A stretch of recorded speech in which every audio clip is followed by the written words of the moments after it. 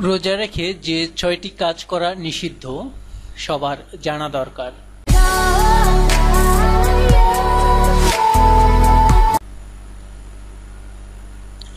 রোজা রেখে যে ৬টি কাজ করা নিষিদ্ধ। কোনো ব্যক্তি যদি রোজা রেখে নিচের ৬টি কাজ করে তাহলে তার রোজা নিশ্চিতভাবে উপোসের মতো হয়ে যাবে। অর্থাৎ রোজাদার ব্যক্তিকে শুধু না খেয়ে থাকলেই হবে না, বরং সকল অনৈতিক বিষয়ে নিজেকে বিরত রাখতে হবে।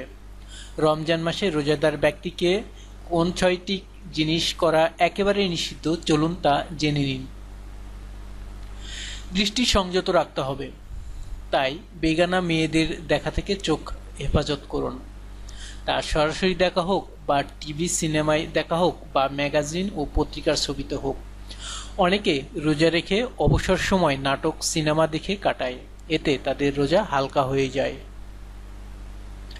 জবানের হেফাজত করা, অর্থাৎ মিথ্যা, গীবত, পরনিন্দা, অশ্লীল কথাবার্তা ও ঝগড়া থেকে বিরত থাকা। হাদিস শরীফে ইরশাদ হয়েছেন, যে ব্যক্তি রোজা অবস্থায় মিথ্যাচার ও মন্দ কাজ ত্যাগ করেনি তার পানাহার ত্যাগে আল্লাহর কোনো প্রয়োজন নেই। সহিহ বুখারী ১/২৫৫, হাদিস ১৯০৩। অন্য এক হাদিসে নবী করিম সাল্লাল্লাহু আলাইহি সাল্লাম ইরশাদ করেছেন, রোজা অবস্থায় তোমাদের কেউ যেন অশ্লীল কথা না বলে এবং শোরগোল হট্টগোলে লিপ্ত না হয়। যদি কেউ তার সঙ্গে গালিগালাজ বা মারামারি কাটাকাটিতে লিপ্ত হতে চায় তবে সে অনুরূপ আচরণ না করে বলবে, আমি রোজাদার।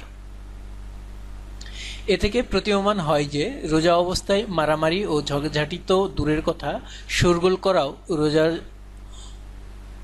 আবদ পরিপন্থী।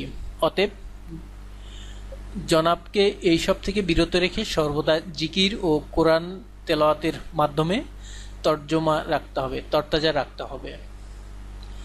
কানের হেফাজত করা, যেমন গান শোনা, গীবত, পরনিন্দা ও অশ্লীল কথাবার্তা শোনা থেকে বিরত থাকা।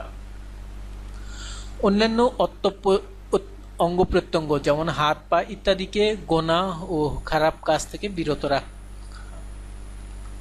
অন্তরকেও সব রকমের গুনাহ থেকে বিরত রাখা, যেমন গুনাহের কল্পনা করা, পিছনের গুনাহ স্মরণ করে স্বাদ গ্রহণ করা, অহংকার, হিংসা, কুধারণা ইত্যাদি থেকে অন্তরকে হেফাজত করা।